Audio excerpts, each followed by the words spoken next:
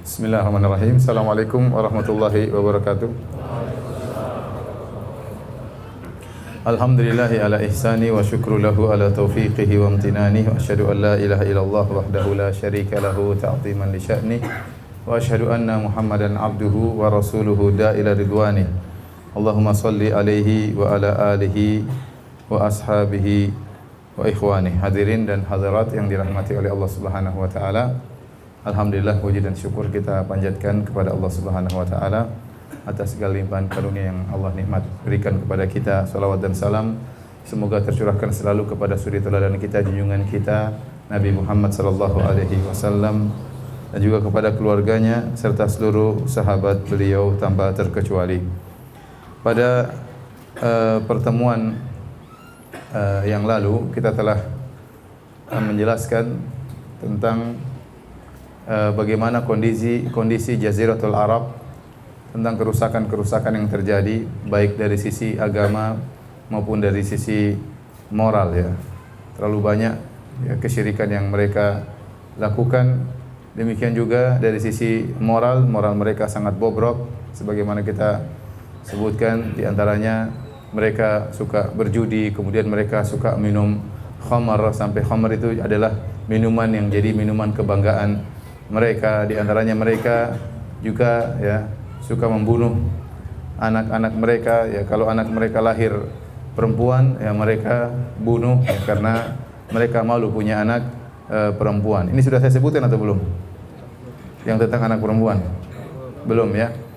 Jadi di antara jahiliyah mereka ya, kalau mereka punya anak perempuan lahir, maka mereka lakukan dua perkara. Mungkin mereka langsung kuburkan hidup-hidup, atau dibiarkan untuk hidup sampai umur sekitar 7 tahun, 8 tahun baru kemudian dikubur hidup-hidup.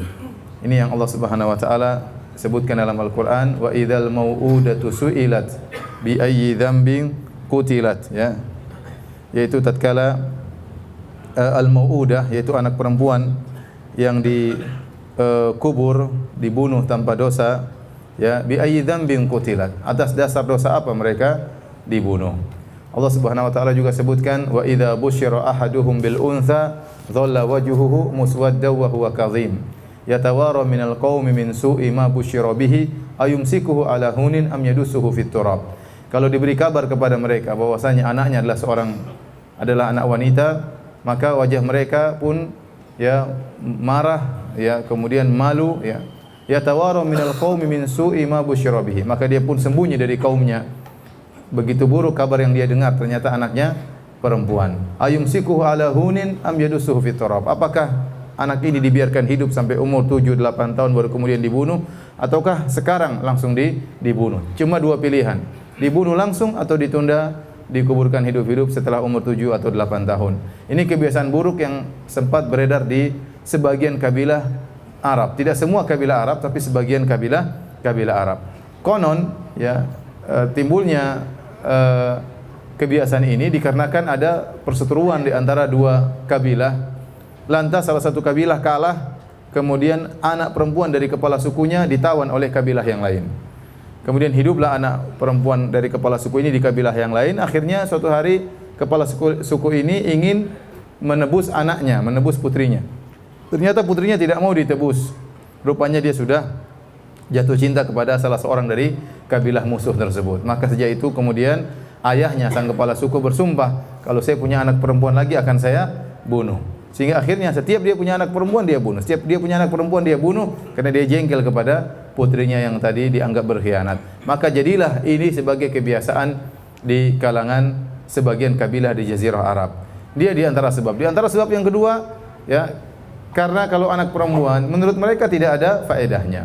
Anak perempuan ya hanya menambah beban kehidupan, mencari makan bagi mereka sudah merepotkan. Yang kedua, kalau mereka pun besar tidak akan bisa memperkuat suku tersebut. Karena dahulu orang-orang Arab, kabilah-kabilah mereka sering terjadi pertikaian, saling perang-perangan, sehingga mereka membutuhkan pasukan yang banyak atau anggota yang banyak. Nah, kalau ternyata anaknya perempuan lagi, maka ini hal yang sangat memalukan. Sehingga jika dikabarkan anaknya perempuan, dia malu ya, maka dua yang dia lakukan, dia kuburkan tatkala itu langsung, begitu lahir langsung dikuburkan. Atau dia tunggu sampai berusia 7 atau 8 tahun, dibiarkan setelah umur 7 atau 8 tahun anak wanita tadi dihias, kemudian dilepaskan dari ibunya dengan penuh kesedihan dibawa oleh ayahnya, nanti di tengah padang pasir dilemparkan dalam sumur, dikubur hidup-hidup ya. Ini kebiasaan mereka orang-orang jahiliyah ya. Para hadirin dan hadirat yang dirahmati oleh Allah Subhanahu wa taala, tentunya ini adalah perkara yang sangat aneh ya. Namun itu pernah terjadi. Ini untuk bisa menggambarkan betapa rusak kondisi Jazirah Arab secara moral sebelum Nabi sallallahu alaihi wasallam diutus. Nah, masalah ya benci terhadap anak perempuan ternyata masih berlanjut sampai zaman sekarang. Sebagian orang benci atau malu kalau anaknya perempuan ya. Mungkin tidak sampai pada tahapan dibunuh ya. Tidak sampai tahapan tersebut ya. Tetapi begitu misalnya di USG ya, tadinya istrinya mengandung, dia senang sekali, istri saya mengandung, cerita ke sana sini. Tahu-tahu di USG ternyata anaknya perempuan, mulai berubah sikap terhadap apa? Istrinya. Mulai berubah sikap terhadap istrinya, mulai kurang disayang, mulai kurang dielus-elus lagi ya. Karena ketahuan dalam janin ternyata anaknya perempuan. Ini sebenarnya adalah tradisi jahiliyah. Tradisi jahiliyah yang masih berlanjut di sebagian kaum muslimin, benci terhadap anak perempuan ya. Islam melarang hal ini ya. Bagi Islam anak perempuan mulia sebagaimana anak lelaki juga mulia. Oleh karenanya kalau kita bahas tentang keutamaan anak perempuan tentu bahasanya akan lebih panjang lagi, tapi saya ingatkan ini di antara kebiasaan jahiliyah yang masih berlanjut sampai sekarang. Kalau tahu ada anak perempuan ya, maka dia benci kepada istrinya. Terkadang dia marah-marah kepada istrinya, apalagi anak pertama perempuan, anak kedua perempuan, anak ketiga perempuan lagi, anak keempat perempuan lagi, anak kelima perempuan lagi, dia poligami, anaknya lagi perempuan lagi. Jadi hal ini apa namanya? Ada tradisi jahiliyah ya. Jadi apa yang Allah berikan kepada kita, yahabu liman yasha'u inatsan wa yahabu liman yasha'u dzukur, aw yuzawwijuhum dzukranan wa inatsan wa yaj'alu man yasha'u aqima. Kata Allah, Allah memberi anugerah kepada sebagian orang anak-anak perempuan tok, kata Allah Subhanahu wa taala.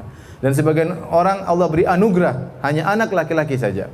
Dan sebagian orang au yuzawwijuhum dzukranan wa inatsan, sebagian orang punya anak laki-laki dan anak perempuan. Dan sebagian orang Allah tidak berikan anak sama sekali, mandul ya. Jadi semuanya, apakah anak kita perempuan semua ini anugerah dari Allah, anak laki-laki anugerah dari Allah, ada yang dua-duanya laki-laki perempuan anugerah dari Allah Subhanahu wa taala. Jadi saya ulangi, mereka tidak suka anak perempuan dari dua sisi. Anak perempuan ini tidak bisa memperkuat mereka, yang kedua hanya mempersulit kehidupan mereka. Laki-laki disuruh kerja ya, kemudian cari nafkah, membantu mereka, bisa digunakan untuk ikut serta dalam berperang. Anak perempuan repot sehingga mereka akhirnya membunuh anak perempuan. Bagi mereka anak perempuan adalah anak yang hina. Karenanya tradisi yang lain juga dari sisi benci terhadap anak perempuan, ada juga tradisi jahiliyah yang masih berlanjut sampai sekarang, yaitu tidak ingin punya anak karena takut tidak bisa kasih makan. Tidak ingin punya anak karena takut tidak bisa kasih makan. Kata Allah Subhanahu wa taala, "Wala taqtulu auladakum khasyata imlaq. Nahnu narzuquhum wa iyyakum." Janganlah kalian membunuh anak-anak kalian karena takut tidak bisa kasih rizki, takut miskin. Nahnu narzuquhum wa iyyakum. Kamilah yang memberi makan kepada anak-anak kalian dan juga kepada kalian. Jadi Allah menjelaskan dalam ayat ini, tidak boleh seorang kemudian membatasi anak, tidak mau melahirkan, tidak ingin punya anak karena takut miskin, takut tidak bisa rezeki kepada anak tersebut, takut anak tersebut mengambil jatah dia, maka ini adalah kebiasaan jahiliyah. Kebiasaan jahiliyah. Maka jika ada di antara kita yang kemudian tidak mau punya anak banyak, sebabnya karena takut tidak bisa kasih makan, itu adat jahiliyah, bentuk suudzon, berburuk sangka kepada Allah Subhanahu wa taala. Tapi beda misalnya dia ingin mengatur kelahiran atau menjarangkan kelahiran dengan sebab yang lain, bukan karena takut tidak bisa kasih makan, maka itu lain perkara. Tapi pembicaraan kita tentang orang yang tidak mau punya anak banyak ya karena takut tidak bisa kasih makan ya, maka itu adalah bentuk berburuk sangka kepada Allah Subhanahu wa taala, dan itulah adat jahiliyah ya. Dan kalau antum ke Eropa, ya antum akan lihat ya perbedaan antara orang Islam dengan orang-orang Eropa ya. Orang-orang Islam ya, misalnya saya pergi ke taruhlah ke Amsterdam atau ke Australia ya, orang-orang Indonesia, orang-orang Islam masya Allah anaknya banyak ya, mereka berjalan bawa anak 2, 3, 4 ya, kemudian dorong pakai kereta bayi, dalam mobil anaknya rame-rame. Beda dengan orang-orang non-muslim. Orang non-muslim ya, enggak ada anak yang dibawa ya. Yang dibawa anjing, yang dibawa apa? Anjing ya. Jadi hampir-hampir mereka, banyak di antara mereka tidak mau nikah. Banyak di antara mereka tidak mau nikah. Banyak di antara mereka sudah menikah tidak mau punya anak ya. Kenapa? Ada bentuk ya, anak itu merepotkan, kemudian nanti kalau sudah besar tidak tahu berterima kasih, durhaka dan macam-macam. Ya, adapun orang-orang Islam ya, banyak mereka punya anak, bahkan di negara-negara Eropa mereka punya anak, populasi mereka cepat sekali tumbuh dan berkembang. Karena mereka husnudzon kepada Allah Subhanahu wa taala, meskipun mereka tinggal di negara non muslim dan mereka minoritas, punya anak banyak enggak ada masalah. Toh rezeki tetap berjalan. Rezeki tetap berjalan. Makanya benar pepatah orang, banyak anak banyak rezeki. Banyak anak banyak rezeki itu benar, karena setiap anak sudah dijamin rezekinya oleh Allah Subhanahu wa taala. Saya bertanya kepada para hadirin Bapak-bapak sekalian. Coba kita bandingkan kondisi kita tatkala kita masih belum punya anak dengan setelah punya anak. Lebih banyak rezeki kita tatkala masih bujangan atau setelah punya anak? Terus coba bandingkan lagi. Waktu punya anak 2 dengan punya anak 5, ya. Rezekinya lebih banyak mana? Punya anak 2 atau punya anak 5? 5. Benar atau tidak? Benar. Maka benar kaidah tersebut, banyak anak banyak rizki. Allah yang berfirman, nahnu narzuquhum wa iyyakum. Kami yang beri rizki kepada mereka, yaitu anak-anak dan juga kepada kalian. Karena kita punya anak, Allah akan beri rizki melalui kita. Tentunya kita harus berusaha. Kita harus berusaha ya. Jadi banyak anak banyak rizki. Saya tidak bilang banyak istri banyak rizki ya, itu kaidah lain ya. Kaidah yang sedang saya bahas, banyak anak banyak rizki, dalilnya jelas dalam Al-Quran. Makanya kalau ada orang yang kemudian protes ya, istrinya punya anak perempuan kemudian dia marah-marah, kita bilang itu adat jahiliyah ya. Kemudian perempuan kenapa disalahkan? Kalau dia punya anak perempuan yang diomelin istrinya, punya sikap berubah terhadap istrinya. Istrinya tidak punya salah sama sekali. Dia hanyalah sawah atau ladang yang ditanam oleh sang suami. Yang taruh bibit suami. Kemudian suami yang taruh bibit, suami yang nyiram, tahu-tahu keluarnya perempuan yang dimarahin ladang dan sawahnya. Ini salah ya. Bibitnya berarti yang bermasalah, bukan apa? Bukan ladang dan sawahnya. Ini terkadang sebagian laki tidak logis tatkala dia lihat anaknya perempuan, seakan-akan istrinya yang merupakan sumber kesalahan. Baik, hadirin dan hadirat yang dirahmati oleh Subhanahu wa taala, di antara kerusakan moral mereka, mudah sekali mereka terjadi peperangan, mudah sekali di antara mereka terjadi peperangan. Sampai ada suatu peperangan namanya Harbul Basus. Harbul Basus ini peperangan yang terjadi di antara dua kabilah, bertahun-tahun, puluhan tahun, ribuan orang tewas dalam peperangan tersebut, korban peperangan tersebut, sebabnya gara-gara seekor onta. Gara-gara seekor onta yang disebut dengan Al-Basus ya. Jadi onta tersebut ya, kemudian dibunuh oleh salah seorang dari kabilah yang lain. Akhirnya pemilik onta, seorang wanita pun marah, lapor kepada kabilah satunya, kabilah dia, akhirnya terjadi peperangan, perang saudara puluhan tahun dan memakan korban ribuan orang gara-gara seekor onta ya. Demikian juga ada perang namanya Dahis wal Ghabra. Ini juga perang diakibatkan pacuan kuda ya. Juga sama, memakan korban begitu banyak gara-gara pacuan kuda, kemudian satu main curang, akhirnya dua kabilah pun yang bersaudara saling bertempur, saling bunuh-bunuhan puluhan tahun hanya gara-gara dua ekor kuda yang saling berpacu. Jadi ini adalah hal-hal yang konyol yang menunjukkan mereka sangat mudah naik pitam sampai akhirnya bunuh-bunuhan di antara mereka, perang-perangan gara-gara hal yang sepele.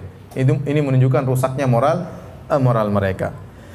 Namun meskipun orang-orang Arab dahulu memiliki moral yang sangat buruk ya, tetapi ada akhlak-akhlak mereka yang mulia juga. Ada akhlak-akhlak mereka yang mulia juga ya. Oleh karenanya Nabi SAW bersabda dalam hadisnya, innama bu'ithu liutammima makarimal akhlak. Kata Nabi, sungguhnya aku ini diutus untuk menyempurnakan akhlak yang mulia. Sungguhnya aku diutus untuk menyempurnakan akhlak yang mulia. Artinya hadis ini, orang-orang Arab itu sudah punya akhlak yang mulia, tinggal disempurnakan lagi oleh Nabi SAW. Di samping ada moral mereka yang rusak, tapi mereka memiliki akhlak yang mulia yang disempurnakan oleh Nabi SAW. Di antara akhlak orang-orang jahiliyah yang mulia, di antaranya mereka suka memuliakan tamu. Mereka suka memuliakan tamu ya. Disebutkan bahkan kalau ada tamu datang kepada mereka dan mereka tidak punya harta kecuali seekor kambing yang mereka miliki, mereka harus memotong kambing tersebut dalam rangka memuliakan tamu, ya. Bagaimana adat mereka yang luar biasa dalam memuliakan tamu, ya.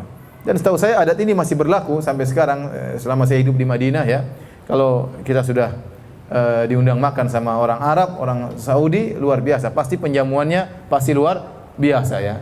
Nggak mungkin diundang kemudian makan sayur asam, itu nggak mungkin, ya. Pasti kambing guling, pasti sudah luar biasa, ya. Ya, sebagian teman cerita diundang oleh seorang syekh di rumahnya. Biasanya kalau diundang mereka pakai muqaddimah pembukaan, dikasih kue, dikasih ini, kemudian cemilan-cemilan, kemudian teman ini kira diundang cuma makan ini, makan banyak-banyak, ya. Dia makan banyak-banyak, kawan mahasiswa di Universitas Madinah.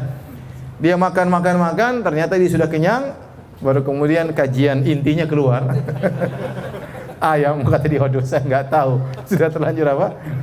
Kenyang, ya. Padahal mereka punya tahapan, pertama ini, biasanya korma, kemudian apa, kemudian kedua baru makan, kemudian ketiga, dan begitu kebiasaan mereka rata-rata seperti itu, ya. Ini kebiasaan ini sudah ada sejak zaman jahiliyah, memuliakan tamu. Kemudian di antara akhlak mereka yang mulia adalah keberanian yang luar biasa. Mereka memiliki sifat berani yang luar biasa, ya. Mereka berduel, ya, berhadapan perang, luar biasa. Ini kebiasaan orang-orang Arab, ya.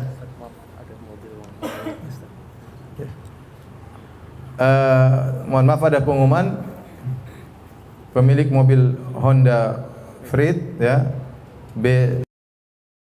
BWMQ harap dipindahkan menghalangi mobil mau keluar. Diulangi, pemilik mobil Honda Freed BWMQ harap dipindahkan menghalangi mobil yang mau keluar. Tolong diperhatikan, ya. Okay. Di antara sifat mereka yang mulia juga adalah setia kawan. Mereka sangat setia kawan. Makanya kalau kita baca tentang sejarah mereka tentang setia kawan, luar biasa, ya. Contoh, ada seorang kafir namanya Abul Bakhtari. Abul Bakhtari ini adalah orang kafir yang dia pernah menolong Nabi waktu Nabi SAW ada masalah waktu di kota Mekah sebelum Nabi pindah ke Madinah. Ya, dia punya jasa kepada Nabi SAW. Ya, sesama orang-orang Quraisy dia membantu Nabi SAW bukan karena Islam tapi karena sesama orang-orang Quraisy. Dan Nabi ingat betul jasanya. Nabi ingat betul jasanya. Tatkala terjadi perang Badar, Abul Bakhtari berada dalam pasukan orang-orang musyrikin. Maka Nabi ingatkan kepada para sahabat, kalau kalian bertemu dengan Abul Bakhtari, maka jangan bunuh dia. Sungguhnya dia pernah berjasa kepadaku begini dan begini. Terjadilah peperangan, akhirnya orang-orang musyrikin kalah dalam perang Badar. Akhirnya para sahabat mendapati Abul Bakhtari bersama dengan salah seorang kawannya, sama-sama musyrik, 2 orang. Akhirnya tatkala dilawan, kalahlah mereka berdua. Akhirnya mereka berkata kepada Abul Bakhtari, Nabi SAW menyuruh engkau untuk tidak boleh dibunuh. Kau selamat. Kami akan membunuh kawanmu. Kata Abul Bakhtari, kalian selamatkan juga kawan saya, kalau tidak bunuhlah kami berdua. Subhanallah. Maksudnya ini orang musyrik, ya. Tapi dia setia kawan, ya. Akhirnya dia dibunuh juga sama para sahabat karena dia bilang kami berdua selamat atau kami berdua mati. Karena tidak ada pilihan bagi para sahabat, akhirnya dua-duanya dibunuh oleh para sahabat. Maksud saya dalam kondisi yang sangat genting ini pun dia tetap setia kawan. Dan ini adalah sifat yang mulia yang ada di orang-orang Arab meskipun di zaman jahiliyah, ya. Taib. Di antaranya adalah kedermawanan, ya, sebagaimana disebutkan dalam banyak sejarah mereka. Sebagaimana telah kita sebutkan pada pertemuan lalu tentang Amr bin Luhai al-Khuzai yang luar biasa dermawannya, ya, menyembelih onta dibagi-bagikan kepada jemaah haji. Dermawan luar biasa. Contoh yang lain adalah Ibnu Jud'an. Ibnu Jud'an adalah seorang yang juga sangat dermawan, ya. Selalu memberi makan kepada fakir miskin, selalu, ya, menjamu tamu. Sampai-sampai Aisyah radhiyallahu taala pernah bertanya, "Ya Rasulullah, Ibnu Jud'an, ya, kana yasilur rahim, kana yut'imu ta'am, kana yaqir dhaif, hal yanfa'uhu dzalik?" Kata Aisyah, "Ya Rasulullah, Abdullah bin Jud'an waktu di zaman jahiliyah suka menjamu tamu, suka memberi makan kepada fakir miskin, suka menyambung silaturahmi. Apakah bermanfaat amal solehnya tersebut, wahai Rasulullah?" Kata Nabi SAW, "La, lam yakul yauman qat rabbi ghufirli khati'ati yaumaddin." Seluruh perbuatannya tidak bermanfaat, kata Nabi, karena dia tidak bertauhid. Dia tidak pernah berkata dalam satu waktu pun, "Ya Rabbku, ampunilah dosa-dosaku." Ya, jadi dia tidak percaya kepada hari kiamat. maka kebaikan dia tidak ada manfaatnya menurut Nabi sallallahu alaihi wasallam, ya. Kenapa? Karena dia meninggal dalam kondisi musyrik. Demikian juga ada seorang namanya Hatim At-Tai. Hatim At-Tai punya anak namanya Adi bin Hatim. Adi bin Hatim dulu Nasrani, kemudian dia masuk Islam. Dan ayahnya Hatim At-Tai terkenal orang yang sangat dermawan. Maka Adi bin Hatim bertanya kepada Nabi, "Wahai Rasulullah, bagaimana dengan ayahku Hatim? Dahulu dia sering menjamu tamu, sering begitu dermawan beri makan kepada fakir miskin." Maka apa jawaban Nabi SAW? "Inna abaka talaba amran fa asabahu." Kata Nabi, ayahmu dahulu di zaman jahiliyah, dia melakukan itu semua karena mencari sesuatu. Dia ingin ketenaran, dia ingin disebut-sebut, dia riya. Fa asabahu. Dan apa yang diinginkan tersebut dia dapatkan. Jadi dia orang terkenal. Artinya Nabi mengatakan tidak ada manfaat bagi dia. Karena dia beramal soleh tersebut bukan karena Allah Subhanahu wa taala, ya. Jadi ini dalil menunjukkan bahwasanya, ya, orang-orang musyrikin kalau mereka berbuat baik, ya, kemudian niatnya bukan karena Allah Subhanahu wa taala, maka tidak bermanfaat apa yang mereka lakukan tersebut. Mereka akan mendapatkan balasan di dunia. Ya, seperti tadi, Hatim At-Tai ingin dapat pujian, ingin dapat sanjungan, maka Allah berikan, tetapi di akhirat tidak mendapatkan apa-apa, ya. Ada orang musyrik berbuat baik, kita bilang dia akan dapat balasannya di dunia, ya, tetapi di akhirat dia tidak dapat apa-apa karena dia meninggal dalam kondisi, ya, berbuat syirik kepada Allah Subhanahu wa taala, ya. Taib, demikian kira-kira kondisi masyarakat di Jazirah Arab sebelum diutusnya Nabi Muhammad sallallahu alaihi wasallam. Demikian juga kondisi sebagian negara adidaya di luar Jazirah Arab. Ya, yang jadi contoh adalah Persia dan Romawi. Karena dua negara inilah yang disebutkan oleh Allah Subhanahu wa taala dalam Al-Qur'an.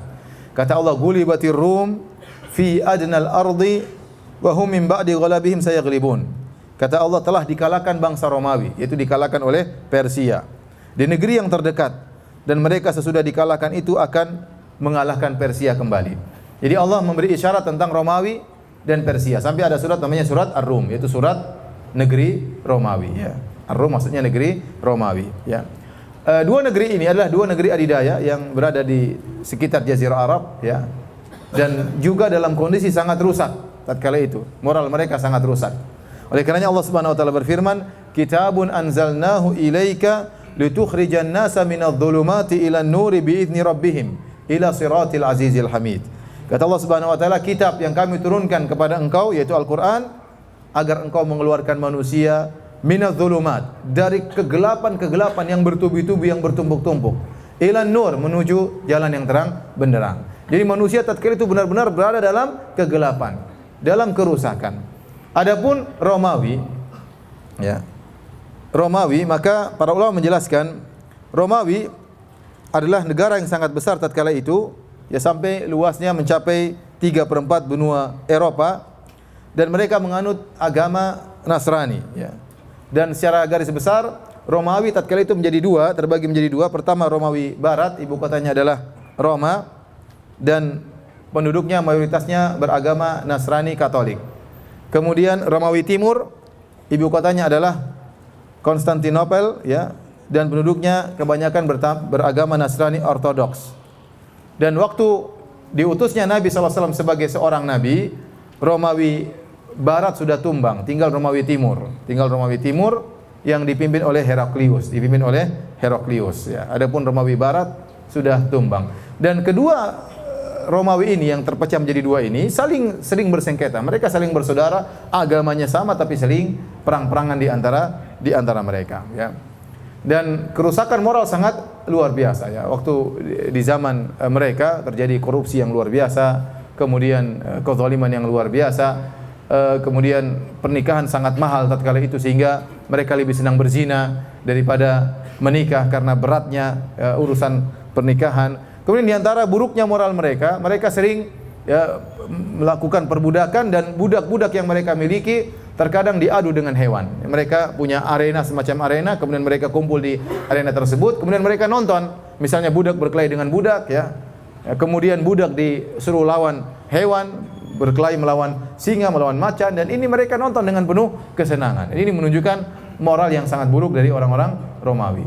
Ya, demikian juga orang-orang Persia. Orang-orang Persia juga moral sangat buruk. Saking buruknya moral orang-orang Persia sehingga pernikahan maharim, pernikahan sesama saudara menjadi hal yang biasa di kalangan mereka. Seorang kakak menikah dengan adiknya, anak menikah dengan ibunya, anak menikah dengan tantenya, bapak menikah dengan putrinya sendiri. Ini hal yang biasa dilakukan oleh orang-orang Persia, dan ini menunjukkan akhlak mereka yang di puncak keburukan, ya. Karena masalah menikah sesama saudara, semua orang akan menolak hal tersebut, baik beragama maupun tidak beragama.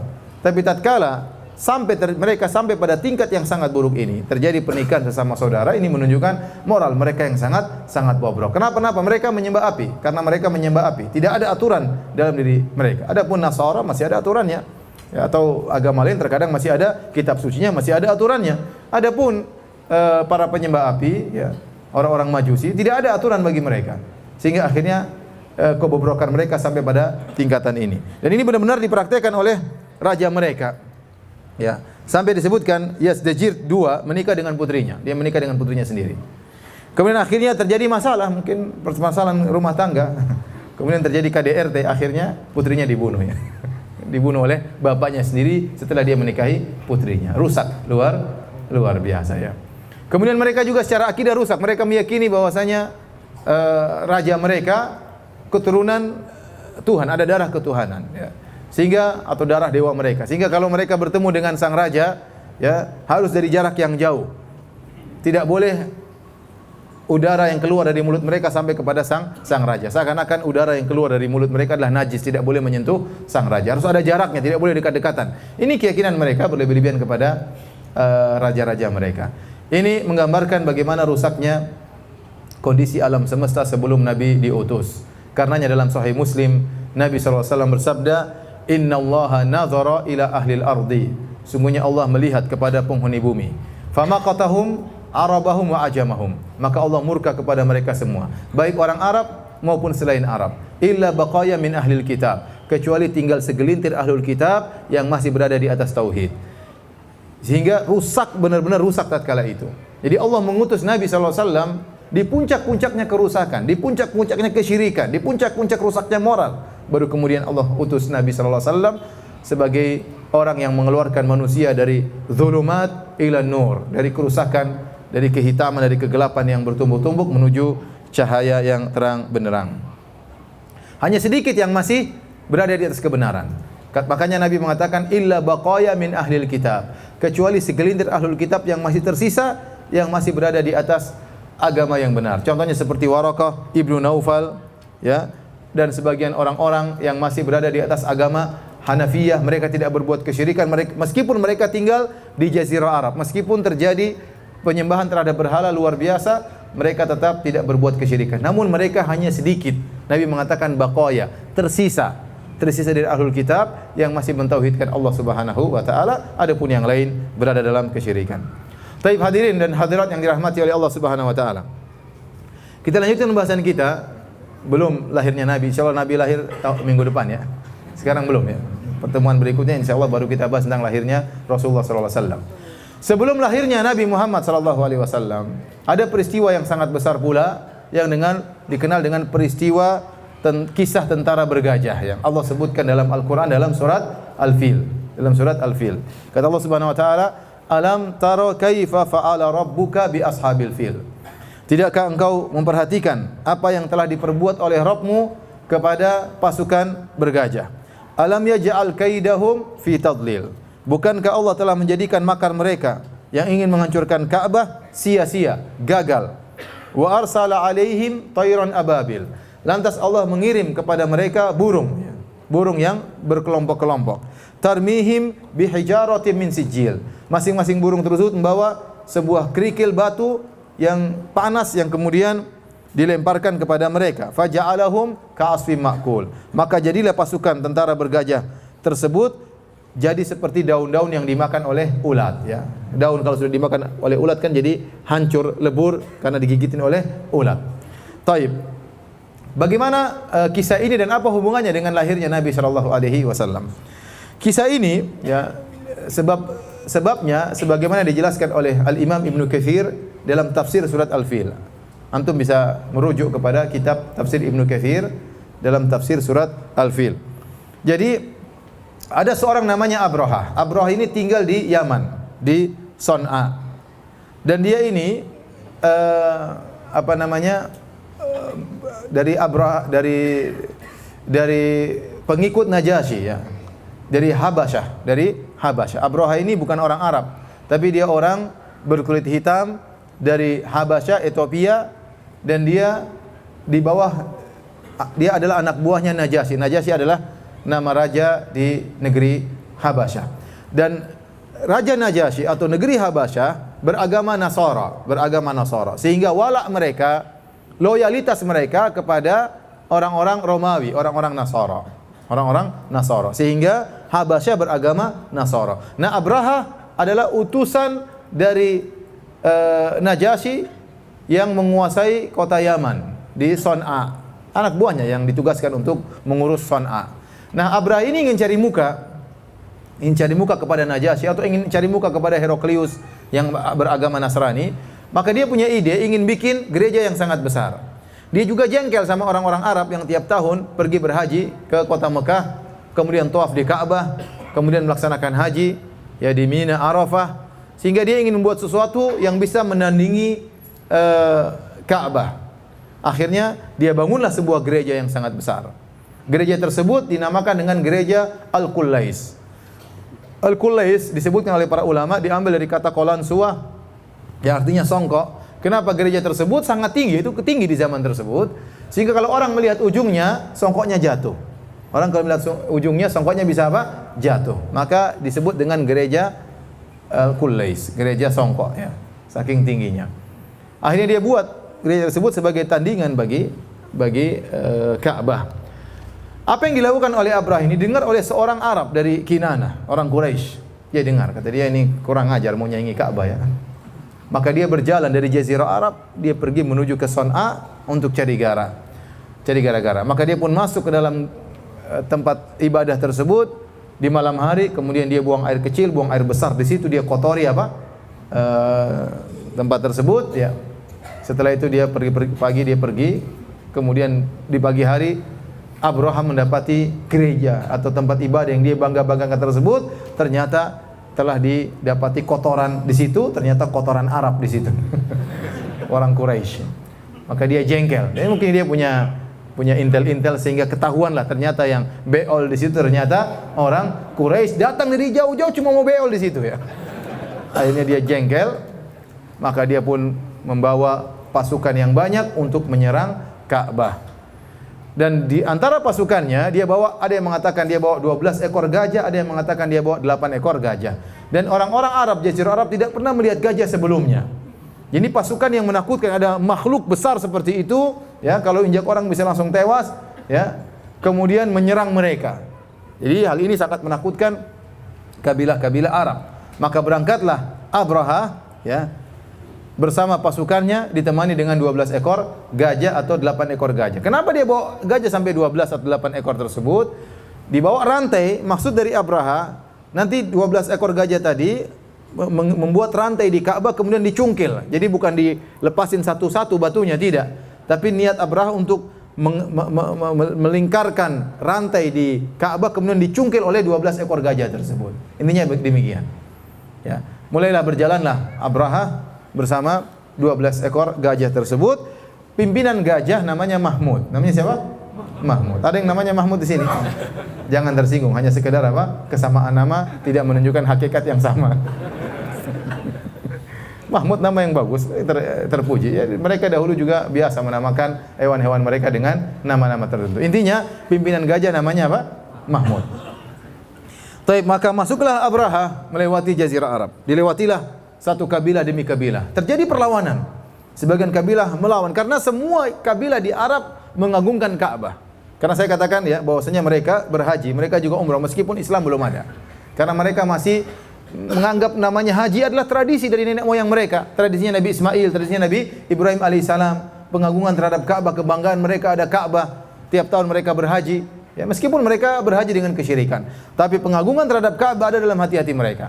Sehingga waktu Abraha datang dengan pasukannya, terjadilah perlawanan dari sebagian kabilah. Tapi semuanya kalah. Setiap dia melewati satu kabilah dilawan, kalah. Semuanya kalah.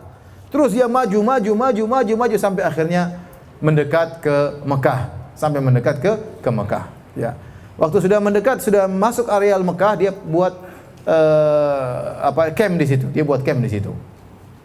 Kemudian tatkala dia buat camp di situ, tiba-tiba Abdul Muttalib, kakek Nabi SAW, ingin bertemu dengan Abraha. Dan Abdul Muttalib ini seorang yang sangat karismatik, orangnya berwibawa, ya, gagah. Abraha tadinya duduk di singgasananya. Waktu dibilang ada tamu yang bertemu dengan dia, ternyata Abdul Muttalib, dia lihat Abdul Muttalib, dia seorang yang hitam, ya. Tentunya dibandingkan dengan mungkin Abdul Muttalib yang gagah, keren, maka dia pun menghormati Abdul Muttalib. Tadinya dia duduk di singgasana, akhirnya dia turun di bawah, duduk di permadani supaya sederajat dengan Abdul Muttalib karena dia melihat karismatik Abdul Muttalib yang luar biasa. Sehingga dipersilakan untuk berbicara. Ternyata waktu berbicara dengan Abdul Muttalib bilang kepada Abraha, "Wahai Abraha, engkau telah mengambil 200 ekor ontaku. Kembalikan 200 ekor ontaku." Abraha kaget, kata Abraha, "Tadi waktu sebelum kita berbicara, saya lihat engkau adalah seorang yang hebat, ya, engkau berkarismatik. Saya pikir kau datang untuk membela Ka'bahmu. Ternyata kau ngurus ontamu, ya. Ka'bah tidak kau urus." Maka Abdul Muttalib mengatakan, "Inni ana rabbul ibil. Wa inna lil baiti rabban sayamna'uhu." Saya adalah pemilik onta. Kembalikan onta saya. Ka'bah sudah ada pemiliknya sendiri. Itu urusan pemiliknya. Ya.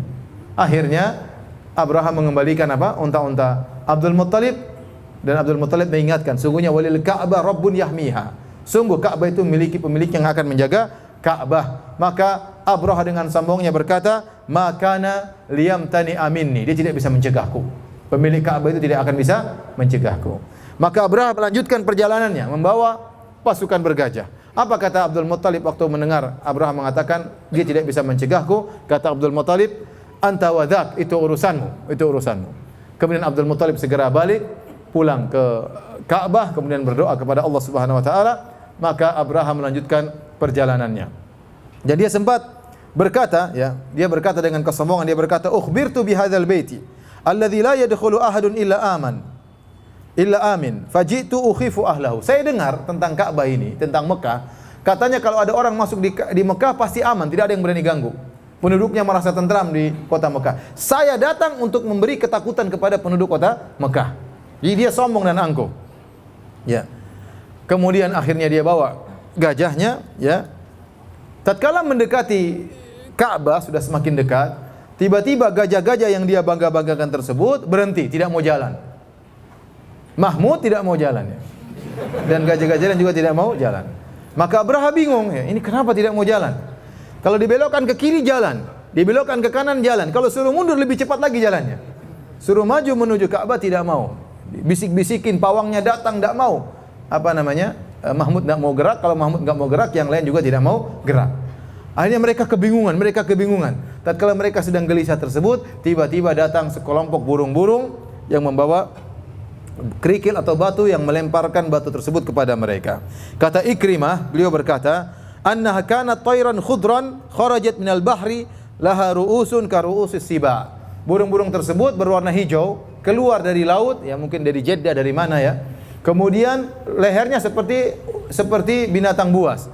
Setiap burung tersebut membawa kerikil yang panas, kemudian dilemparkan kepada pasukan Abraha. Toiran ababil, ababil maksudnya berkelompok-kelompok. Bukan nama burungnya burung ababil, ya, jangan salah. Ya, ini burung apa? Burung ababil, bukan. Ababil maksudnya berkelompok-kelompok. Kemudian burung-burung tersebut melemparkan kerikil tersebut mengenai pasukan Abraha. Ada di antara mereka yang langsung tewas tatkala itu. Ya. Dan di antara mereka ada yang tidak langsung tewas, tapi begitu terkena batu tersebut, mereka ditimpa dengan penyakit gatal yang luar biasa, sehingga mereka menggaruk-garuk tubuh mereka sampai lepas kulit-kulit mereka. Dalam riwayat disebutkan, "Fama baqiya minhum ahadun illa akhadhatul hakkah atau hikkah fakana la yahqu ahadun minhum jildahu illa tasaqat lahmuhu." Tidak seorang pun yang terkena dengan lemparan batu tersebut kecuali ditimpa dengan gatal yang luar biasa, sehingga kalau mereka menggaruk tubuh mereka pasti lepas daging dan lepas kulit mereka. Sebagian mereka tewas seketika. Adapun Abraha tidak langsung tewas. Maka dia menderita rasa gatal, kemudian dibawa lari menuju ke kampungnya, kembali ke Son'a. Terus dia berjalan dibawa ke sana, dan tatkala dalam perjalanan tubuhnya preteli, ya. Preteli bahasa Jawa, ya. Preteli kalau bahasa Jawa kan? terlepas sedikit demi sedikit. Jarinya lepas, jarinya lepas, tangannya lepas, kupingnya lepas, hidungnya lepas. Lepas sampai akhirnya tiba di Son'a, jantungnya keluar tewas agar mereka lihat inilah orang yang hendak merusak Ka'bah ya. Dari sini tatkala terjadi peristiwa tentara dihancurkannya pasukan tentara bergajah ini mengangkat wibawa kaum Quraisy, Kenapa? Ternyata mereka tidak punya andil dalam melawan Abraha dan pasukannya, tapi mereka dimenangkan oleh Allah Subhanahu wa taala. Dan Allah punya hikmah di balik ini, kata para ulama. Ini salah satu tanda-tanda lahirnya Nabi sallallahu alaihi wasallam. Karena Allah mengangkat suku Quraisy tatkala itu. Karena dalam suku Quraisy ada siapa? Ada Muhammad sallallahu alaihi wasallam. Jadi dia diangkat suku Quraisy bukan karena Quraisynya, tetapi karena di situ akan lahir seorang anak namanya Muhammad sallallahu alaihi wasallam. Sehingga satkala itu orang-orang kabilah-kabilah Arab seluruhnya semakin mengagungkan orang-orang Quraisy. Kata mereka, lihat Allah Subhanahu wa taala membela mereka tanpa ada perlawanan sama sekali dari mereka untuk melawan tentaranya Abraha. Hadirin dan hadirat yang dirahmati oleh Allah Subhanahu wa taala, inilah kisah ya menjelang lahirnya Nabi sallallahu alaihi wasallam, karena Nabi lahir di tahun gajah. Karena peristiwa ini begitu besar sampai dijadikan penanggalan oleh orang-orang Arab, disebut dengan tahun gajah, Amul Fil, yaitu tahun di mana pasukan bergajah dibinasakan oleh Allah Subhanahu wa taala, sehingga dijadikan tanggal pelanggaran, sehingga tanggal tertentu. Sehingga kalau ada orang lahir disebutkan dalam sejarah, oh, orang ini lahir 2 tahun sebelum tahun gajah. Oh, orang ini lahir 5 tahun setelah tahun gajah. Jadi peristiwa ini benar-benar terjadi. Kenapa saya sebutkan hal ini? Karena sebagian dari agama-agama lain berusaha untuk mengingkari kisah ini. Jawabannya, kisah ini benar-benar terjadi. Dalam Al-Quran disebutkan, bahkan dalam puisi-puisi orang-orang jahiliyah mereka sebutkan tentang kisah ini. Bahkan dijadikan sebagai tahun penanggalan. Sehingga seorang kalau lahir dikatakan 2 tahun setelah peristiwa bergajah, atau 3 tahun setelah peristiwa bergajah, atau lahir tatkala peristiwa tentara bergajah dihancurkan oleh Allah Subhanahu wa taala. Ini menunjukkan kejadian ini pernah ada. Tatkala mereka dilempar oleh kerikil, kata Allah, faja'alahum ka'asfim ma'kul. Jadilah mereka seperti daun yang dimakan oleh ulat. Tadi yang disebut tubuh mereka terputuskan, terlepas sedikit demi sedikit. Taib, demikian para hadirin dan hadirat yang dirahmati Allah Subhanahu wa taala. Insyaallah setelah salat Isya ada sesi tanya jawab. Wallahu taala alam bissawab. Bismillahirrahmanirrahim. Alhamdulillah, salatu wassalamu ala Rasulillah wa ala alihi wa sahbihi wa wala.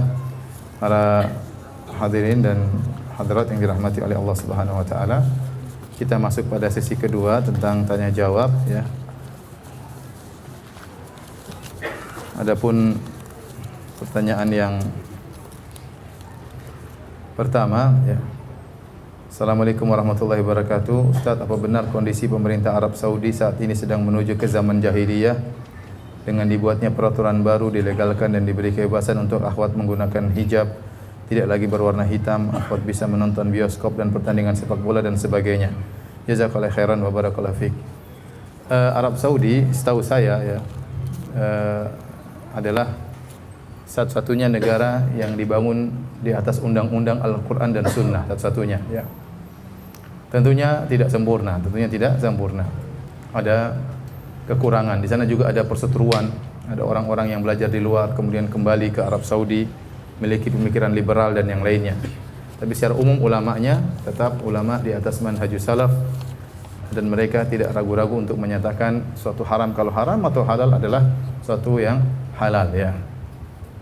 Tapi tentunya ada kekurangan-kekurangan, namun kekurangan tersebut tidak sebagaimana digembar-gemborkan oleh berita-berita seakan-akan dibuka bioskop di mana-mana. Itu tidak benar ya. Ada sebagian kota, mungkin di Riyadh, yang setahu saya di Riyadh dibuka ya, ada. Itu tidak ingkari ya. Memang itu ada dan itu kesalahan ya.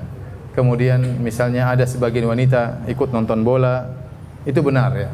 Ada sebagian tidak rame-rame seperti digembar-gemborkan. Bahkan kemarin sempat diketahui ternyata wanita yang berpose ikut nonton bola, dia wanita yang sama dalam acara-acara nonton bola yang lainnya ya. Mereka itu saja orang-orangnya, sehingga mereka ingin menjadikan suatu hal yang seakan-akan sudah tersebar di Arab Saudi. Sampai sekarang contohnya Arab Saudi membolehkan wanita untuk menyetir mobil, dan itu memang secara syariat tidak ada larangan. Tetapi toh di Madinah pun tidak ada wanita nyetir mobil. Artinya secara aturan boleh, tapi mereka tidak mengerjakan. Intinya secara umum tidak ada namanya tempat perzinahan, tidak ada tempat minum khamar. Masih menurut saya adalah masih negara yang terbaik, karena satu-satunya negara yang dibangun di atas undang-undang Al-Qur'an dan Sunnah, ya. Oleh karenanya para qadhinya, para hakimnya adalah ahli dalam syariah. Kalau saya pergi ke kantor pengadilan, di situ letakkan buku-buku para ulama, karena mereka mengambil hukum dari buku-buku para ulama. Adapun kekurangan ada yang ada, itu tidak kita ingkari, ya. Tentunya mungkin kita kasih uzur. Mungkin kalau saya boleh memberi uzur kepada pemerintah Arab Saudi, mungkin dia punya politik tersendiri menghadapi tekanan global dari berbagai macam negara luar. Mungkin dia menempuh kemudaratan yang lebih ringan dalam rangka menolak kemudaratan yang lebih besar. Kita tidak tahu, ya. Tapi kalau kita bilang ada kekurangan, ada kekurangan. Kita tidak mengatakan Arab Saudi adalah negara yang maksum, ya. Negara yang juga punya kekurangan, ya, dengan berbagai macam kondisi sekarang, tapi kelebihannya masih terlalu banyak. Wallahu a'lam bishawab. Adapun mengatakan negara Arab Saudi sedang menuju jahiliyah, ini agak berat, ya. Ini perkataan yang sangat berat. Kalau dia sedang menuju jahiliyah, yang lain semua jahiliyah berarti kalau begitu. Kalau dia sedang menuju jahiliyah, berarti yang ada sekarang semuanya di zaman jahiliyah. Adapun mengatakan sekarang kita di zaman jahiliyah, tidak bisa, tidak gampang mengatakan kalimat seperti itu, sementara Islam berkembang di mana-mana, bahkan di negara Eropa juga Islam mulai berkembang. Kemudian kita mengatakan ada negara menuju jahiliyah, agak berat. Ya, namanya pertentangan, perdebatan antara kebenaran kebatilan ada di mana-mana, bahkan di Arab Saudi. Ulama begitu banyak mengatakan haram, tiba-tiba ada satu orang nyeleneh mengatakan oh itu enggak apa-apa, enggak pakai jilbab. Itu yang diangkat-angkat oleh media. Padahal di sana tidak ada seperti itu. Cuma satu orang ini yang keluar di media kemudian digembar-gemborkan. Ya, contoh seperti kemarin pernyataan sebagian ulama, Syekh Abdullah Al-Mutlaq mengatakan tidak harus memakai jilbab gaya Saudi, dan itu benar. Kita orang Islam tidak harus memakai jilbab gaya Saudi, pakai abaya. Abaya itu baju yang diletakkan di atas sehingga kainnya langsung begini, ya. Jadi kain diangkat ke atas, taruh di atas kepala. Itu gaya berjilbab orang-orang Arab. Kata dia tidak harus memakai abaya model orang Arab. Diterjemahkan oleh sebagian media sosial, dia menyatakan tidak harus pakai jilbab. Aneh kan? Padahal tidak harus berjilbab dengan model gaya orang Arab Saudi, dan tidak ada ulama yang mengatakan harus berjilbab dengan model Arab Saudi. Ya, yang penting menutup aurat, yang penting syaratnya dipenuhi, kemudian menutup aurat, tidak membentuk tubuh, anggota tubuh, tidak tembus pandang, maka sudah sah jilbab tersebut. Tidak memakai pakaian yang sangat menarik perhatian, maka sudah sah jilbab tersebut, sudah syar'i. Tidak harus berwarna hitam, tidak harus memakai model seperti modelnya orang Arab. Tapi diterjemahkan di sebagian media, pangeran atau ulama mengatakan tidak mengapa tidak pakai jilbab. Ini tentunya jauh dari apa yang kita kenal dari kerajaan Arab Saudi. Saya ingatkan kembali, jadi Arab Saudi mereka juga berhak untuk berpolitik, dan mereka juga punya kekurangan, tidak sempurna, ya. Tetapi kebaikan mereka masih jauh lebih banyak. Mengapa Islam diturunkan di Jazirah Arab, padahal Romawi dan Persia juga rusak akhlak masyarakat? Ini sudah kita sebutkan di awal pengajian, ya. Kalau bisa kembali kepada kajian seri pertama, ya. Jika anak wanita dibunuh, bagaimana kabilah Arab melanjutkan pernikahan? Ya, sebagian dibunuh, sebagian tidak. Sebagian dibunuh, tidak semuanya dibunuh.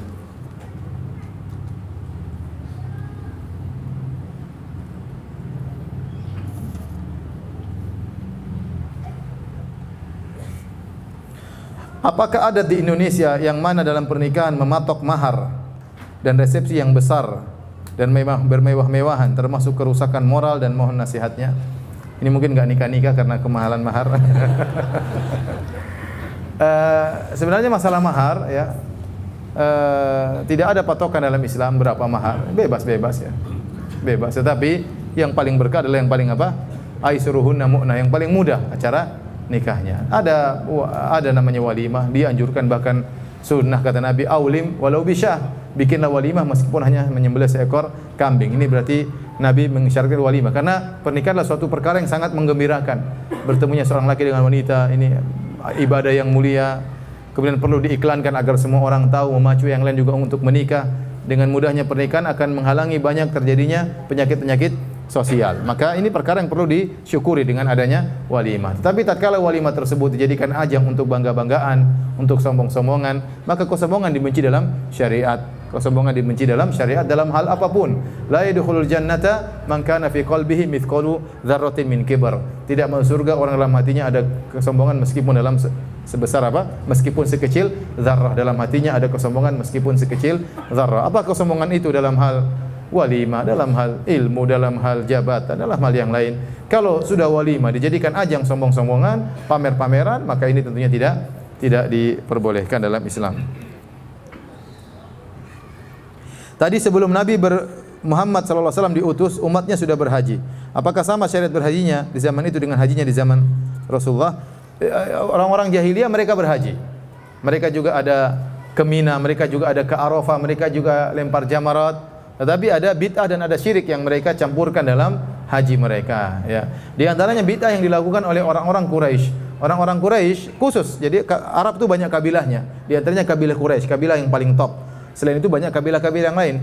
Orang-orang Quraisy kalau mereka berhaji pada tanggal 9 Dzulhijjah, yaitu pada hari Arafah, mereka tidak wukuf di Arafah, tapi mereka wukufnya di Muzdalifah. Mereka tidak mewukuf di Arafah. Adapun suku-suku yang lain mereka wukuf di padang Arafah. Kenapa? Karena kata orang-orang Quraisy, kami adalah dari orang-orang suci. Bagaimana kami penduduk negeri haram, kami harus keluar ke tanah halal.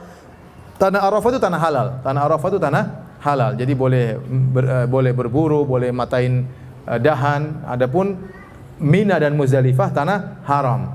Sementara aturan dalam haji, kalau seorang wukuf di padang Arafah tanggal 9, harusnya wukufnya di padang Arafah, dan padang Arafah tanah halal. Nah, orang-orang Quraisy mereka punya bid'ah, kata mereka, kami ini penghuni tanah haram. Kami tidak pantas untuk keluar ke tanah halal. Sehingga mereka pun tatkala 9 Dzulhijjah mereka wukufnya di Muzdalifah, bukan di Arafah. Contohnya mereka berhaji tapi mereka tatkala talbiyah ada syiriknya. Kata mereka, labbaik Allahumma labbaik, labbaik la syarika labbaik illa syarikan huwa lak tamliku wa malak. Kata mereka, labbaik Allahumma labbaik, ya Allah kami penuhi panggilanmu, ya Allah tidak ada syarikat bagimu illa syarikan huwa lak tamliku wa malak, kecuali syarikat yang kau izinkan, syirik yang boleh, yang kau menguasainya dan dia tidak menguasai apa-apa. Jadi mereka hajinya ada, tetapi mereka ada bid'ah dan ada kesyirikan.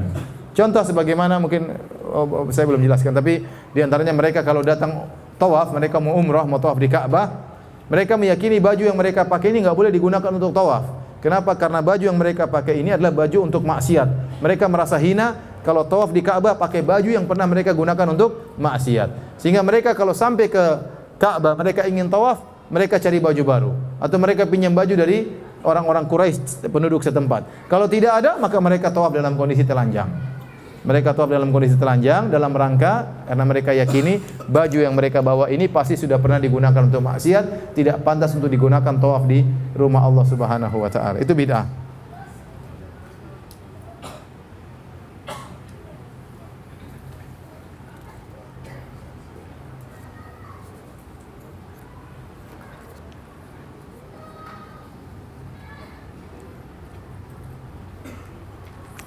Ana pernah merantau ke luar negeri selama 2 tahun dan selama 2 Ramadan ana tidak pernah berpuasa karena pekerjaan ana terlalu berat sehingga ana tidak mampu untuk berpuasa. Apakah ana harus mengqadhanya atau membayar denda, dan apakah kepergian ana termasuk musafir?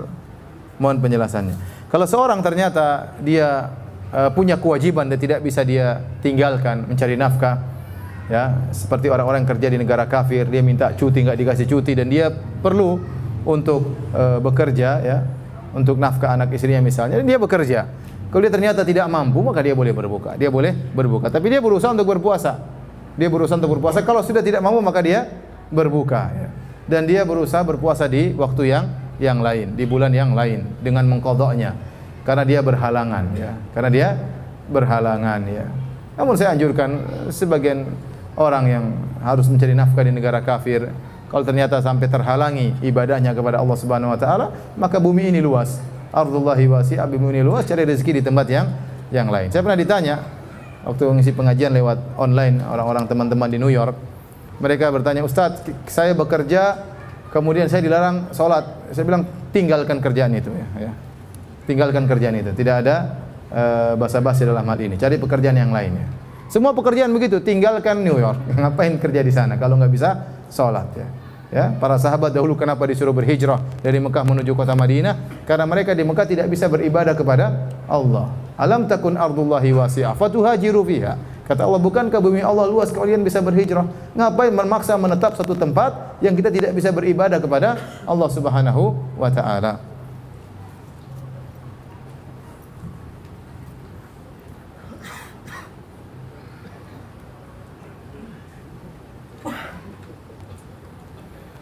Manhaj salaf dalam berdakwah adalah mendahulukan tauhid. Bagaimana hukumnya datang ke kajian sirah namun belum maksimal dalam kajian tauhid? Ya kajian dua-duanya. Kajian dua-duanya. Al-Qur'an itu isinya tauhid dan penyempurnanya. Penyempurna tauhid sebagaimana dijelaskan oleh Ibnu Qayyim banyak. Hukum-hukum juga itu penyempurna tauhid. Bagaimana Anda mentauhidkan Allah kalau Anda tidak mengerti hukum-hukum? Ya, hukum ini, hukum Anda harus belajar juga supaya Anda bisa beribadah kepada Allah dengan benar. Bukankah tauhid beribadah kepada Allah, tapi tidak pernah belajar fikih terus gimana? Ya. Ya, Al-Quran itu harus dibaca semuanya, bukan cuma ayat-ayat yang menyuruh untuk tauhid tok, paham? Al-Quran seluruhnya isinya tauhid. Jangan dipahami secara terlalu sempit. Bahwasanya namanya ngaji tauhid harus tauhid tok, tidak ya. Tauhid penting, tapi banyak hal yang harus juga kita pelajari. Pelajari adab, pelajari hukum, pelajari fikih, pelajari sirah ya. Semua sebagaimana manhaj salaf, mereka tidak ngajarin tauhid tok, paham? Mereka ngajari juga yang lainnya. Tetapi konsentrasinya tentunya adalah tauhid. Nanti kita akan bahas masalah sirah pun banyak saya masukkan tentang masalah tauhid ya. Tadi saya jelaskan bahwasanya orang yang baik seperti Hatim At-Ta'i tadi ternyata amalnya tidak diterima. Kenapa dia tidak bertauhid kepada Allah Subhanahu wa taala? Tadi saya sebutkan ada mereka juga berhaji, mereka berumrah tapi ternyata dicampur dengan kesyirikan. Jadi, jangan kita salah paham dengan plak bahwasanya ngaji tauhid berarti harus kita tauhid tok, yang lainnya tidak dikaji. Ini enggak benar ya. Ini enggak benar. Ini salah paham. Muamalah ya. Kalau kita enggak ngerti tentang muamalah, terjerumus dalam riba. Bagaimana mentauhidkan Allah dengan baik sementara kita melakukan apa? Riba. Bagaimana mengagungkan Allah dengan baik sementara kita tidak paham tentang riba. Jadi semua dipelajari meskipun konsentrasi tauhid tentu lebih besar karena masyarakat kita masih banyak yang belum ngerti tentang masalah tauhid. Tapi semuanya dibahas. Semuanya dibahas. Islam itu sempurna ya. Islam itu sempurna. Dan ini yang dilakukan di Saudi juga. Di Saudi bukan kajian kitab tauhid saja. Antum coba kalau masuk di Masjid Nabawi, kitab tauhid. Nanti pembahasan masalah fikih, masalah bahkan fikih mazhab Syafi'i, ada fikih mazhab Hambali, ada kajian sirah, ada kajian banyak kajian-kajian. Ada kajian adab, ada kajian. Bukan berarti kalau ngaji tauhid berarti harus kitab tauhid tok ya. Saya pun ngajar kitab tauhid, kajian rutin. Saya juga ada sirah, saya juga ada fikih ya. Saya juga ada kajian kitabul adab ya. Karena Al-Qur'an harus dibahas seluruhnya. Paham? Jangan salah paham, jangan cuma disangka namanya tauhid tok ya. Oleh karenanya para hadirin hadirat yang hati Allah Subhanahu wa taala, kalau ada ustaz yang bahas yang lain tidak perlu kita nyinyir, enggak perlu kita sindir ya. Ada ustaz misalnya pakar dalam muamalah, penting atau tidak? Atau enggak usah ngaji kitab tauhid aja. Yang ngaji muamalah enggak usah, enggak benar berarti. Yang ngaji tauhid ngaji muamalah juga. Yang salah kalau ngaji muamalah tok tidak pernah ngaji tauhid, ya itu salah. Ya. Ustaz itu enggak pernah bahas tauhid, ya ustaz itu sudah mencukupkan ustaz yang lain bahas tauhid. Kalau semua ustaz bahas tauhid, kemudian siapa yang bahas muamalah? Siapa yang bahas masalah adab? Siapa yang bahas masalah fikih, menikah, fikih cerai? Siapa yang bahas? Yang antum saja enggak ngerti masalah fikih cerai. Cerai istri enggak ngerti, ternyata sudah talak 3, enggak paham. Ya. Siapa yang bahas fikih poligami? Akhirnya poligami ngawur ya. Siapa yang bahas? Ngaji tauhid terus gimana bahas fikih poligami? Paham? Jadi semuanya dibahas ya. Riyadhus Shalihin perlu dibahas enggak? Perlu. Al-Quran perlu dibahas nggak? Ya, Al-Quran tuh ayatnya banyak tentang hukum, tentang fikih, tentang akhirat, tentang hari kiamat, macam-macam. Jadi Ibnu Qayyim rahimahullah mengatakan Al-Quran Islam seluruhnya tauhid. Ada tauhid secara langsung to the point tauhid, ada penyempurna tauhid.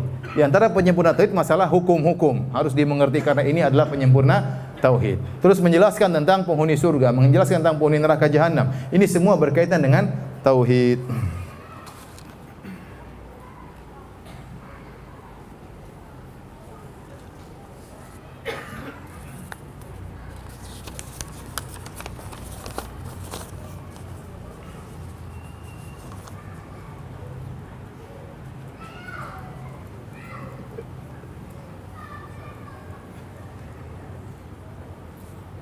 Bagaimana jika kedatangan tamu saudara dekat sepupu namun datang di malam hari yang seharusnya waktu kita untuk istirahat? Apakah kita sebaiknya tetap menjamu saudara kita yang datang dengan sebaik-baiknya atau kita sampaikan kepada dia kalau datang berkunjung jangan malam hari? Ya kalau bisa yang kedua baik, kamu boleh berkunjung. Kalau bisa jangan malam hari, saya sudah tidur. Tapi qadarullah ternyata dia datang dia cari kereta ekonomi hanya tiba jam 2 malam, ya sudah, mau apa lagi ya? Kita mengertilah. Ya, dia datang dari jauh-jauh ke Jakarta, nggak ada tempat bernaung, kalau dia mau ke hotel ya, mungkin tidak sampai derajat wajib kita menjamunya, tetapi kita berusaha lah, namanya saudara, apalagi ada kerabat ya. Kita jemput, sisihkan waktu, ya kemudian kita taruh di kamar, bilang, "Maaf, saya tidur dulu ya, besok kita ketemu lagi." Ya, nggak usah ngobrol kemudian ngobrol malam ya, ngobrol tahajud ya, jangan. Sudah kita taruh dia tidur, kita juga tidur, nanti subuh ketemu lagi ya. Enggak apa-apa, insyaallah. Sekali-sekali enggak ada masalah. Kalau tiap hari dia bertamu malam hari, usir aja ya. Gimana mengganggu rumah tangga orang?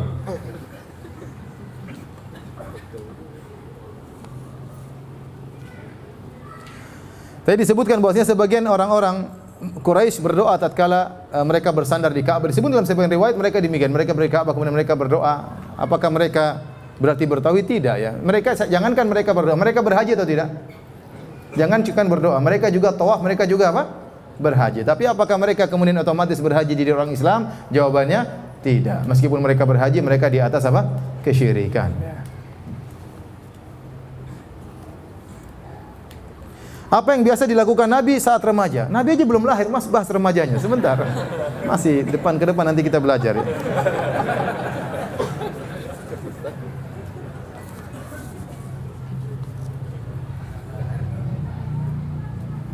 Ustadz mohon nasihatnya untuk seorang yang suka kecewa apabila realita tidak seperti yang bisa dia ekspektasikan, yang mereka ekspektasikan. Apa ekspektasi? Saya nggak paham. Apa? Apa?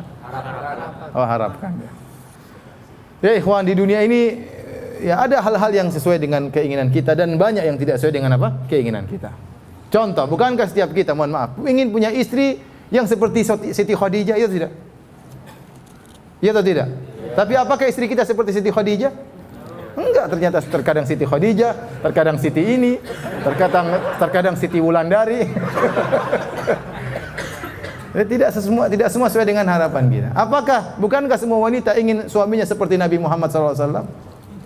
Tidak semuanya seperti Nabi. Terkadang seperti Nabi, terkadang Abu Jahal, terkadang keras kepala, terkadang baik, ya begitu. Jadi tidak ada yang sempurna. Sempurna cuma di akhirat. Ya. Makanya Allah alam di antara hikmah kenapa tidak ada yang sempurna di dunia, agar kita senantiasa merindukan apa? Akhirat. Agar kita tahu bahwasanya nikmat yang sempurna hanyalah di surga. Di dunia enggak ada yang sempurna. Teman aja tidak ada yang sempurna. Teman kita sangat baik, tapi terkadang dia mengecewakan kita. Ya, kita alami. Ya, terkadang saat kita lagi butuh-butuhnya dia tidak hadir atau dia minta uzur untuk tidak menolong kita. Padahal di saat-saat kita membutuhkan dia. Tapi bukan berarti teman tersebut akhirnya kita tinggalkan, kita musuhin, enggak. Kita tidak ada yang sempurna. Kita lihat selama yang mendominasi adalah kebaikan, maka tetap kita berteman dengan dia. Kalau kita selalu berharap apa yang kita inginkan tercapai, enggak akan mungkin. Maka saya nasihatkan kepada sang penanya ya, atau orang yang sedih selalu ternyata mendapati perkara yang tidak sesuai dengan harapan dia, bersabar. Demikianlah kehidupan dunia ini ya. Jangankan Anda yang mungkin orang biasa, raja saja ya. Saya tanya sama antum, apakah Raja Salman hafizahullah selalu mencapai apa yang dia harapkan? Belum tentu. Presiden, apakah presiden selalu tercapai yang dia harapkan? Belum tentu. Bisa jadi lebih pusing daripada kita ya. Oleh karenanya, tidak semua yang kita harapkan selalu pasti terwujudkan ya. Dan kalau kita sudah berusaha, terlebih kita sudah istikharah, sudah musyawarah, sudah berusaha, ternyata Allah mentakdirkan sesuatu, yakinlah itu yang terbaik.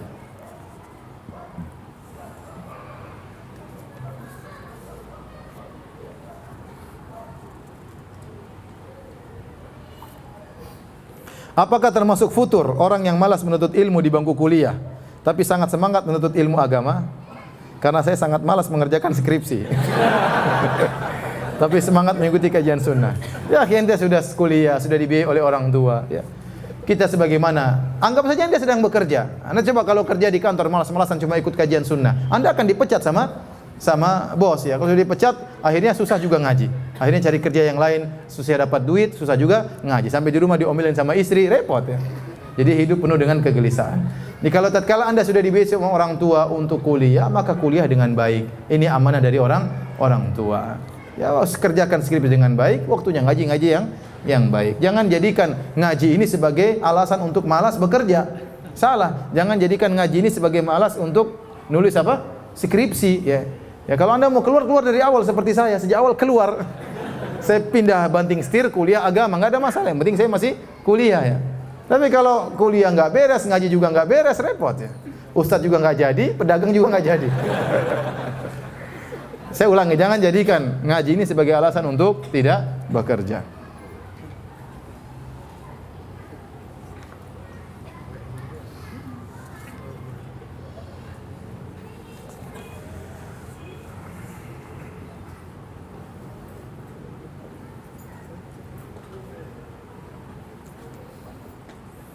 Dalil zulumat ila nur, dari kegelapan menuju cahaya.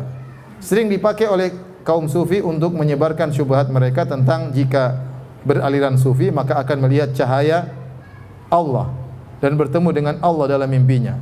Yang nantinya mereka sambungkan dengan arti syahadat, aku bersaksi, artinya wajib melihat. Bagaimana membantah syubhat tersebut? Ya, tidak ada ya yang memahami dari kalangan para ulama namanya aku bersaksi itu harus apa? Harus melihat. Yang dipersaksikan bukan melihat Allah. Aku bersaksi tiada Tuhan yang disembah kecuali apa? Allah. Jangan dipotong-potong ya. Paham? Saya bersaksi bahwasanya Allah itu ada misalnya. Saya bersaksi akan hal itu. Jadi yang disaksikan bukan melihat Allah, tapi yang disaksikan Allah sebagai apa? Tuhan. Paham? Coba syahadah la ilaha illallah artinya apa sih? Asyhadu an la ilaha illallah. Aku bersaksi bahwasanya tidak ada yang berhak disembah kecuali apa? Allah. Bukan aku bersaksi melihat. Ini sufi tidak tahu bahasa Arab, paham?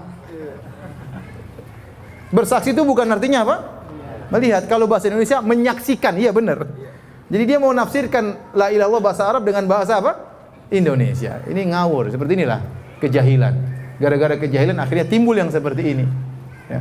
Padahal namanya bersaksi itu bukan melihat, tapi mempersaksikan, membenarkan ya, bahwasanya tidak ada yang berhak disembah kecuali apa? Allah ya.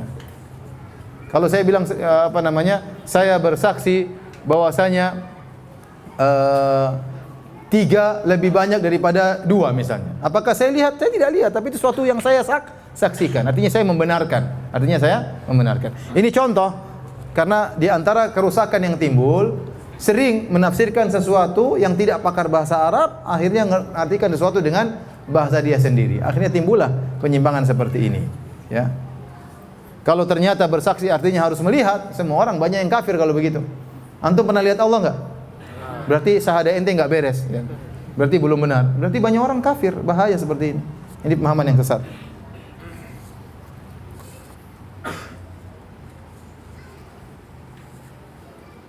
Ustaz, apakah termasuk jahiliyah kalau kita takut tidak bisa mendidik anak, apalagi dalam hal agama?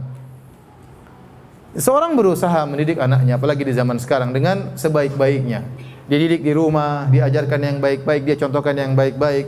Masalah hidayah di tangan Allah Subhanahu wa ta'ala. Seorang kalau sudah berusaha, dia punya hujah di hadapan Allah, ya Allah saya sudah berusaha. Dan usaha kita mendidik anak, apakah anak kita menjadi baik atau tidak, usaha kita tetap berpahala. Adapun dia baik atau tidak urusan Allah Subhanahu wa ta'ala. Nabi Nuh alaihissalam berusaha mendidik anaknya 1000 tahun atau 950 tahun, ternyata anaknya tetap aja kafir. Tapi apakah Nabi Nuh alaihissalam dicela oleh Allah Subhanahu wa ta'ala? Jawabannya tidak.